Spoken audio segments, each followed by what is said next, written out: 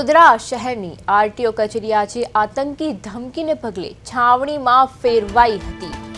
કચેરીના સત્તાવાર email ID પર આરટીઓને બોમ્બથી ઉડાવી દેવામાં આવશે તેવો મેસેજ મળતા જ તંત્રમાં દોડધામ મચી હતી।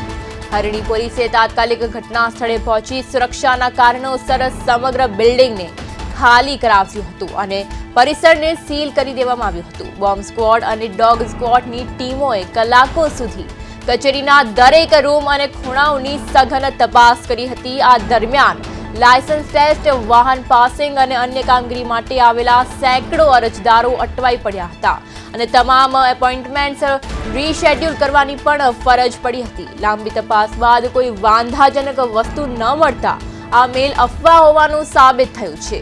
હાલમાં સાયબર ક્રાઇમ અને પોલીસની ટીમ આ મેલ ક્યાંથી આવ્યો તે દિશામાં ટેકનિકલ તપાસ કરી રહી છે।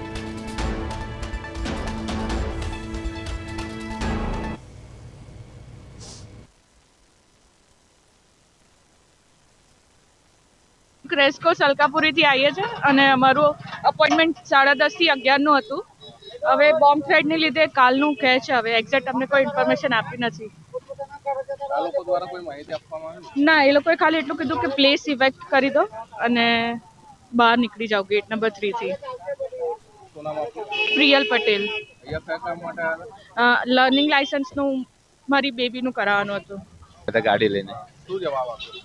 કશું નહીં, બધાને બહાર કાઢીએ ખાતે બધા બહાર નીકળી જાવ કે ગાડીઓ લઈને। તો આપણને કઈ ખબર નથી કે શું છે શું નથી। કેટલા વાગ્યા અમે લગભગ 10 વાગે આવી ગયા હતા, પણ અડધો પોણો કલાક પહેલા જ બહાર કાઢી દીધા। જવાબ નથી આપતા? ખબર નહીં, આ લોકો કહે છે કાલે આવજો, હવે એવું કે છે। હવે શું નામ તમારું? મારું સંજય ઠક્કર।